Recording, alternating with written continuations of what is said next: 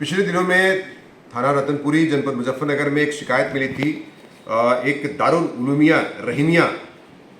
रहीमिया नाम का मदरसा चल रहा है, अवैध रूप से चल रहा है, और वहाँ पर हिंदू लड़कियों का धर्म परिवर्तन का मामला संज्ञान में लाया गया था, जिसके आधार पर 98/26 352 351 BNS व धारा 3/5/2 उत्तर प्रदेश विरुद्ध धर्म संप्रवर्तन अधिनियम 2021 बनाम मौलाना हफीजुर रहमान अंसारी, जुबैर अंसारी, जुनैद अंसारी के विरुद्ध पंजीकृत किया गया था, जिसमें जुनैद अंसारी इत्यादि को गिरफ्तार किया गया था तथा आज भी वो जेल में निरुद्ध है।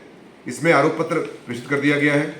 इसके बारे में जिलाधिकारी महोदय द्वारा भी इसमें संज्ञान लिया गया था तथा उसके बाद इस मदरसा जो कि जहाँ पर चल रहा था फुलत गांव में जनपद मुजफ्फरनगर के रतनपुरी थाने में, उसमें उस जांच में जो तहसीलदार और ADM के कार्यालय से इसकी जांच कराई गई और जांच के आधार पर उत्तर प्रदेश राजस्व संहिता 2006 में की धारा 67(5) के तहत इसे अवैध पाया गया, जिसके तहत इसके ध्वस्तीकरण की कार्रवाई चल रही है। इसमें काफ़ी ध्वस्त कर दिया गया है JCB के माध्यम से तथा ये कार्रवाई कठोरतम सुनिश्चित की जा रही है। साथ ही साथ इसमें गैंगस्टर एक्ट की कार्रवाई भी सुनिश्चित की जाएगी और कठोरतम कार्रवाई इसमें उन अभियुक्तों के खिलाफ की जाएगी।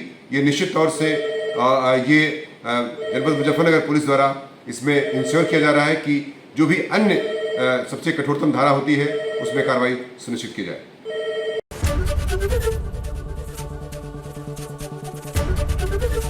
ABP गंगा, खबर आपकी, जुबान आपकी।